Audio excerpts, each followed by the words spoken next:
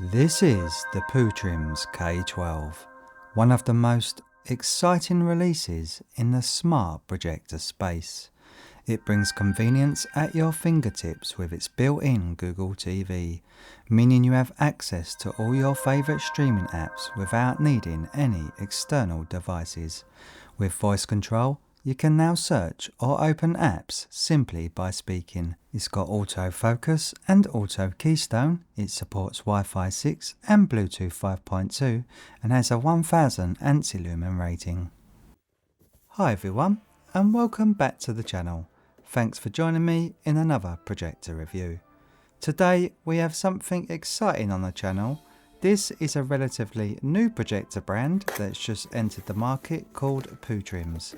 However, Putrims is actually a sub-brand of Wemius, so knowing that, you can certainly buy with confidence, as Wemius have been in the projector space for some time now, so they certainly know what they are doing when it comes to making projectors. As you can see, the projector comes neatly packaged and nicely protected inside the box. If you don't want to see this unboxing or the setup, I've put timestamps in the description so you can jump to the parts that you're interested in.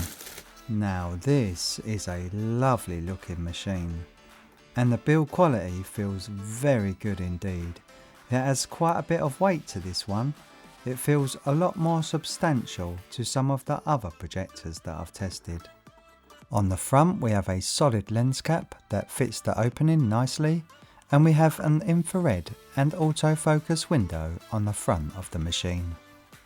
Around the side here, these grills are for ventilation, and this is where the air gets drawn into the machine to keep it cool. On the back we have one HDMI port, one headphone jack, one USB and your power input. And on the left side, this is where the projector lets all the heat out of the machine. This really is a lovely looking projector. On the top of the machine we only have one power button. There are no onboard controls, so if you lose the remote at any point, you won't be able to control this machine until you find it. If you can't find it, I'm sure if you reach out to Putrims, they might be able to send you a replacement at a small cost. We also have a threaded bolt. This is for raising and lowering the projector's height, so we can get the projected image just where we need it on our wall. On the bottom there's a pull-out dust filter for easy cleaning.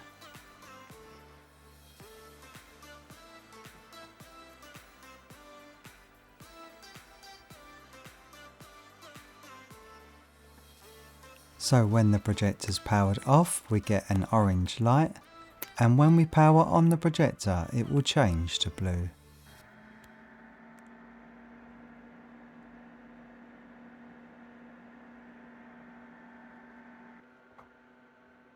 Fan noise isn't too bad on this machine and is on par with most other projectors that I've tested on the channel.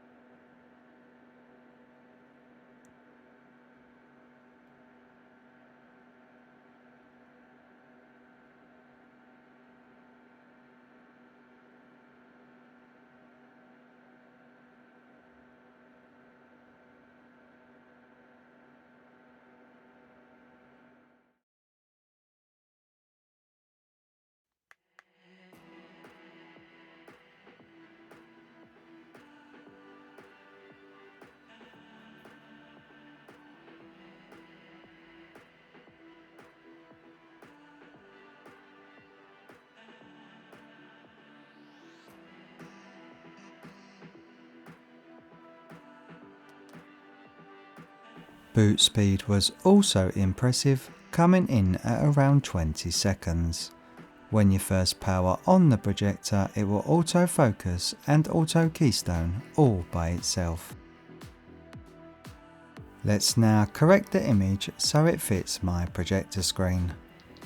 So if we scroll down to the picture settings, then go over to the zoom function, this is where we can reduce the image size by 50%. And as you can see, the zoom setting is only allowing for 5% increments, instead of the usual 1% like on some other models. In the manual keystone setting, this is the angular range that you can adjust the keystone.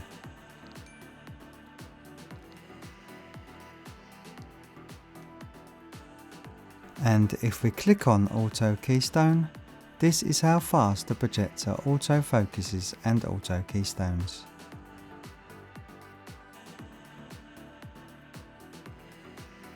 Also, if we move or knock the projector at any point, it will automatically correct itself again.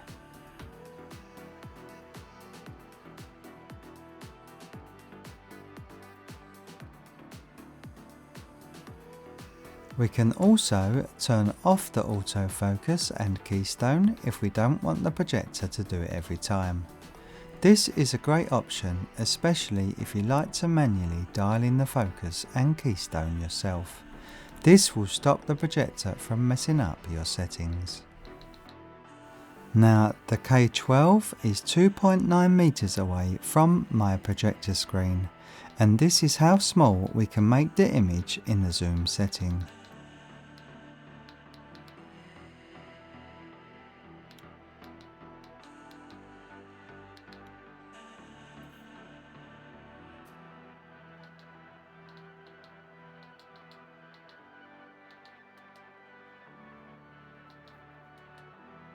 This projector has very good Wi-Fi, as you can see, picking up all these devices.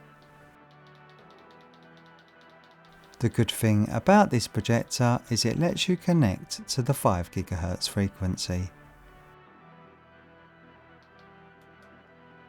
Now I've entered my password, you can see that I'm connected to the 5 GHz network. And if we go over to Bluetooth, this is all the devices that the projector's picking up. So we come into these settings if you want to add a pair of Bluetooth headphones or your wireless speakers. In this section, this is where we can select a source. So we have Home, HDMI and Google TV. And we can even make the projector directly boot to the source we want. In the video section, these are all the built-in picture presets. So we have standard, movie, music, game, office and user, which I'll show you how they affect the image later on in the video. And these are all the sound options available. And these are the projection settings available, so if you're mounting the projector onto the ceiling, you would need to come into these settings and correct the image.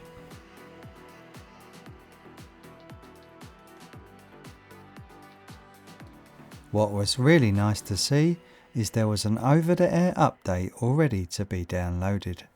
This is good news because it means the company is always updating and improving the product. And the update took around 5 minutes to complete. And on the home screen we have 4 different categories: movie, music, photos and office suite. And at the top we have iOS Cast and Miracast. This is where we stream content from our phone directly to the projector. And now we have to initialize the remote with Google TV, so if you hold the home button and the back button, it should pair and you should get a tick.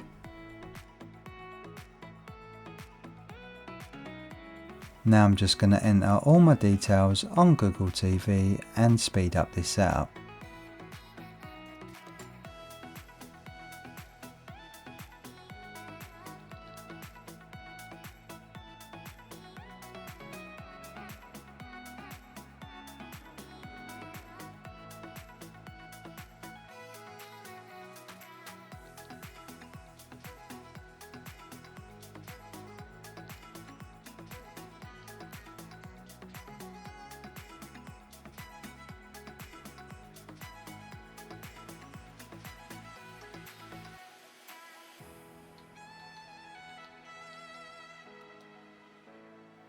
Now we're all logged into Google TV.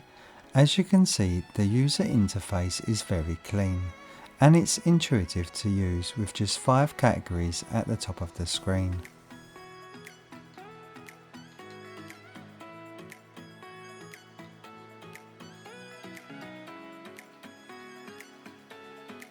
And now we've set up the remote, we can now use the voice control feature. What's the weather like in Ramsgate? Right now in Ramsgate, it's 55 degrees and cloudy. Sunday, will be partly cloudy with a high of 55 and a low of 49.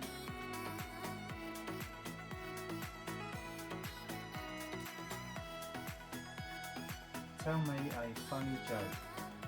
Why can't a bicycle stand on its own? It's too tired.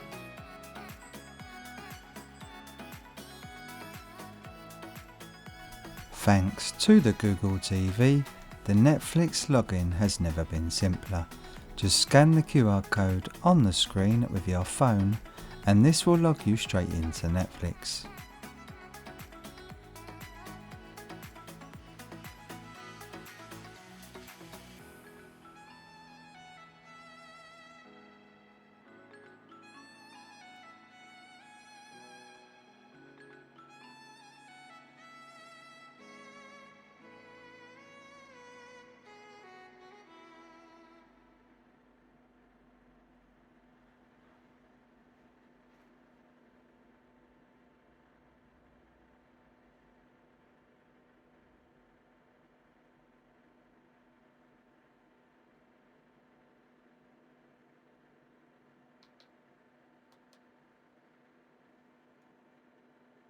Now, as always, I can't show you any video playing from Netflix due to copyright reasons, but as you can see, Netflix is very snappy and a fluid experience.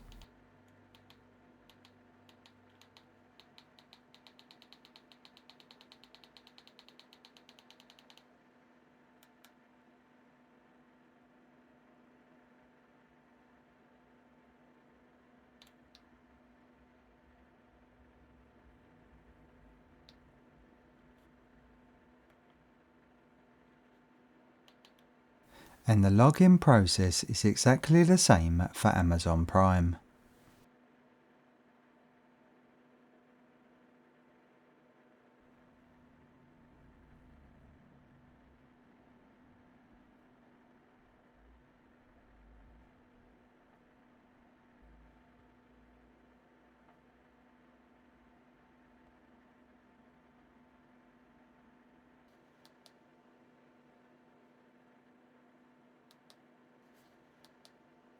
And in the Prime app, it's just as snappy and responsive as Netflix.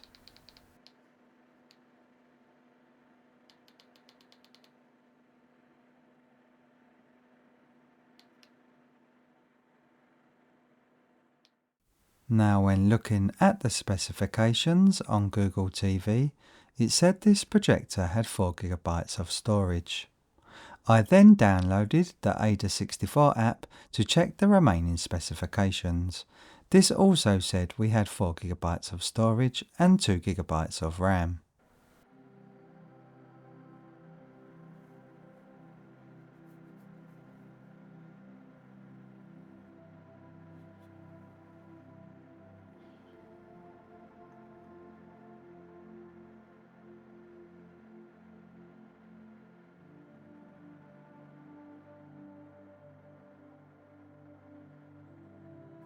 I was totally captivated by the sheer brilliance of the Putrims K12's image quality. It completely redefined what I thought was possible in a budget projector. The clarity and sharpness were astonishing, delivering incredibly crisp detail in every scene. From the finest textures to the most intricate patterns, everything is rendered with a layer of precision that draws you right in. The colour reproduction was equally impressive, showcasing rich, vibrant colours that feel true to life. In all the projectors that I've tested, when it comes to brightness, sharpness and clarity, the only projector that even comes close is the Yaber K2S. But the K12 truly sets a new standard, and at this price it really is in a league of its own. In fact, at the end of this video we're going to be putting it up against the K2S, because I'm very intrigued to see who comes out on top.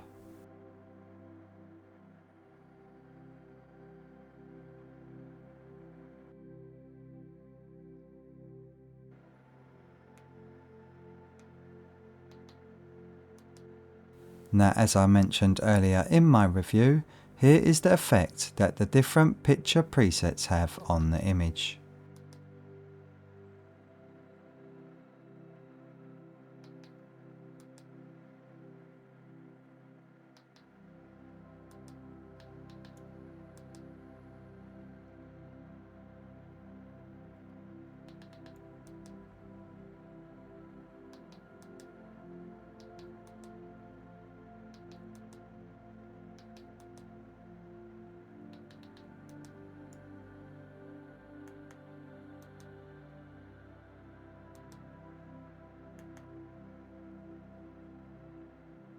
I really am blown away by the stunning performance of this machine.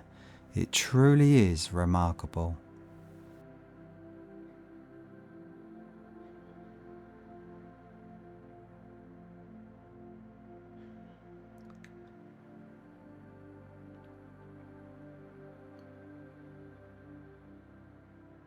Now let's move on to the sound quality.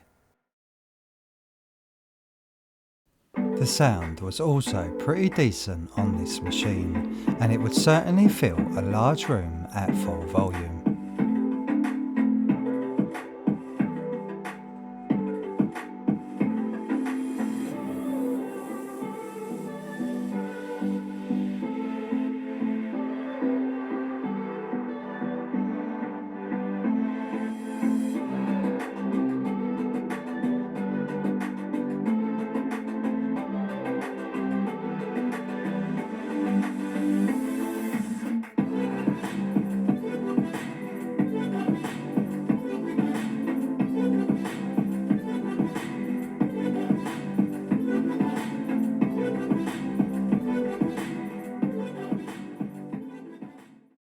So let's now test the gaming performance.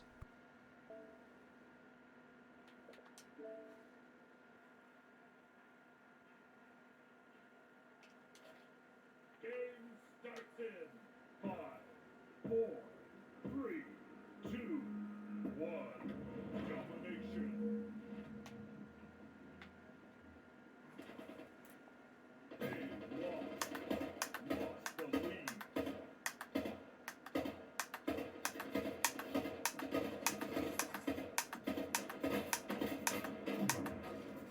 C secure.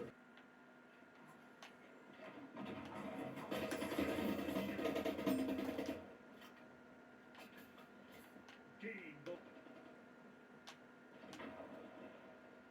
losing C.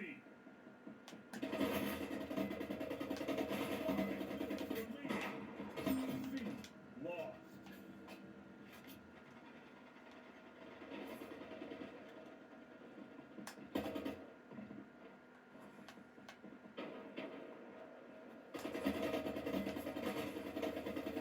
Oh yeah, now I do feel quite a bit of lag when it comes to gaming.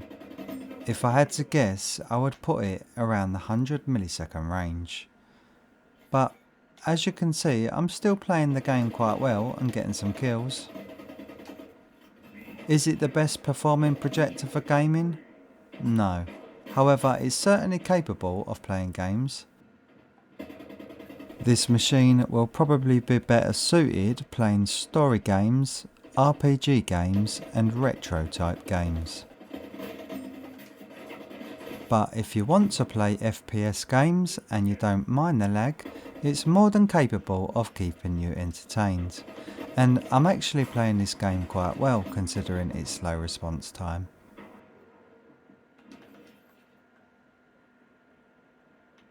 Losing C.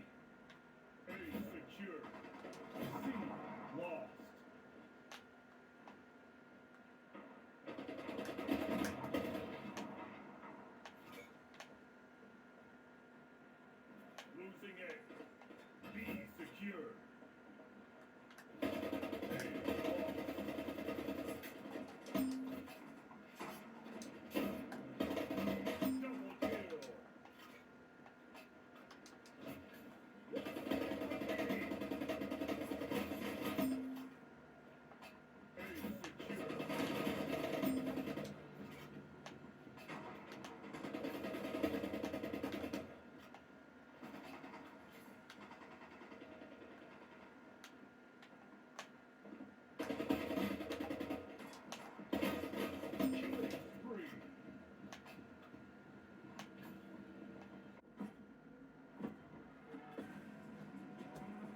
Now this game looks absolutely stunning on this machine.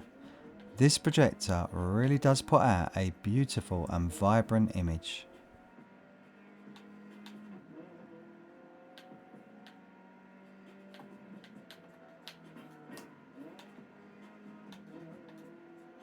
Yeah, I'm also experiencing quite a bit of lag when driving too. Steering is a little delayed. It's also worth noting I've totally reset the Keystone, as this can affect input lag too.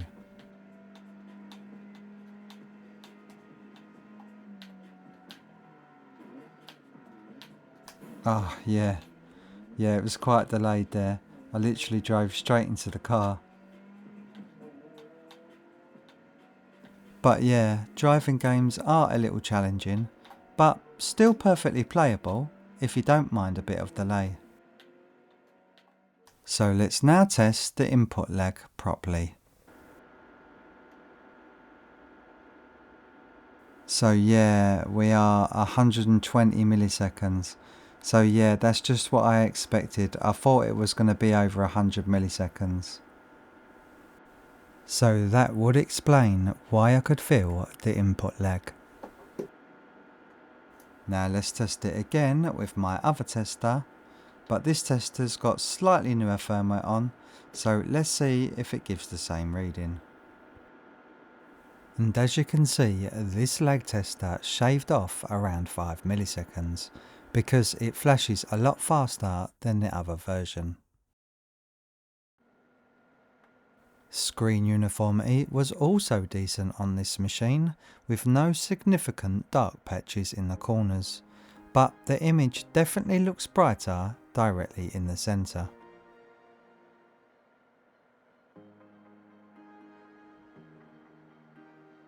Let's move on to the text sharpness.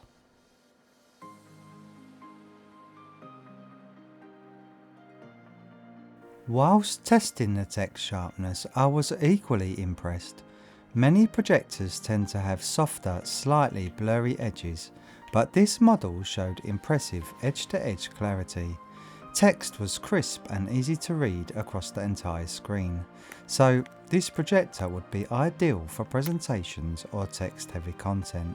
Of course, sharpness can vary between models, so your results may differ, but the projector I received stood out with exceptional clarity.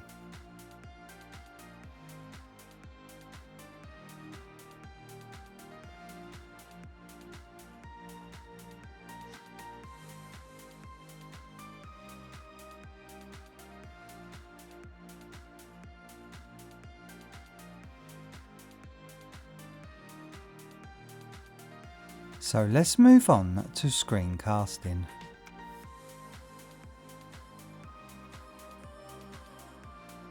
Now I'm using an Huawei phone for this test, so your settings may differ.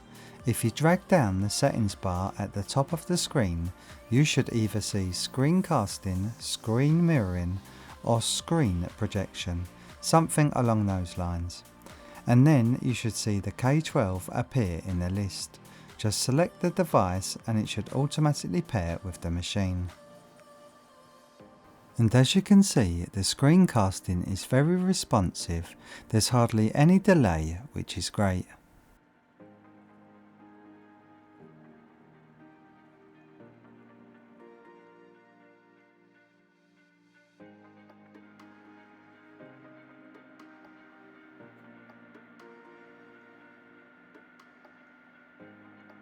Now when performing this test, I had the machine on for 7 hours straight, and this machine remained cool at all times.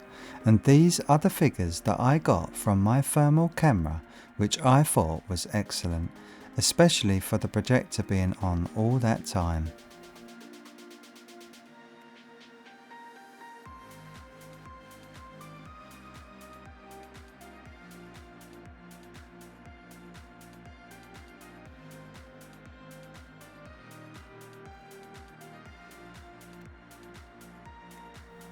So let's finally put the K12 up against one of the best projectors that I've tested in terms of brightness and picture performance, the Yaber K2S. Let's now test the Ansi Lumen performance on both machines. To work out the Ansi lumens, I projected a pure white screen at 100% brightness. I divided the projected area into 9 different zones. I then took meter readings with my light meter in each zone. I then added up all the figures and divided them by 9 to get an average measurement. I then multiplied that average by my screen size in square meters. I'm using an 80-inch screen and these are the readings that I got for both machines.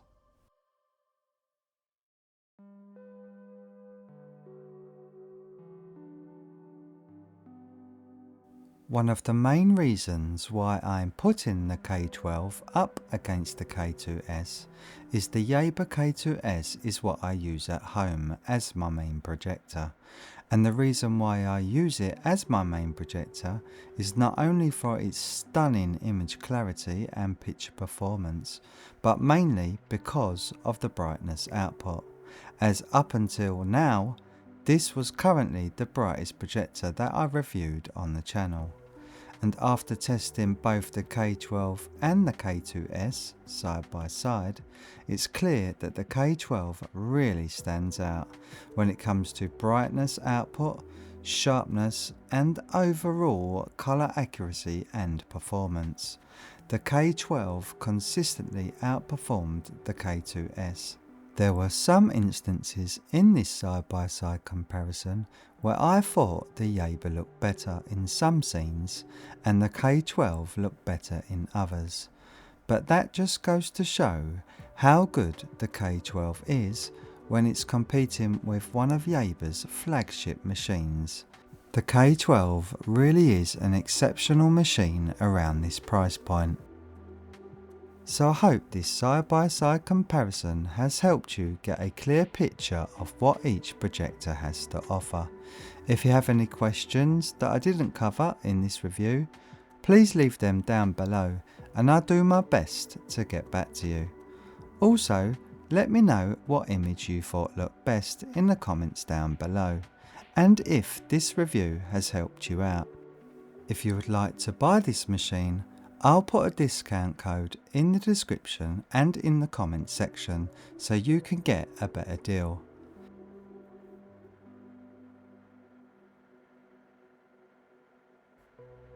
So that's the end of this review. If you enjoyed it or found it helpful, don't forget to give it a thumbs up. That will help push this video out to others in search of a fantastic projector. Thank you all for watching, and if you're subscribed, I'll see you all in another video soon. Bye for now.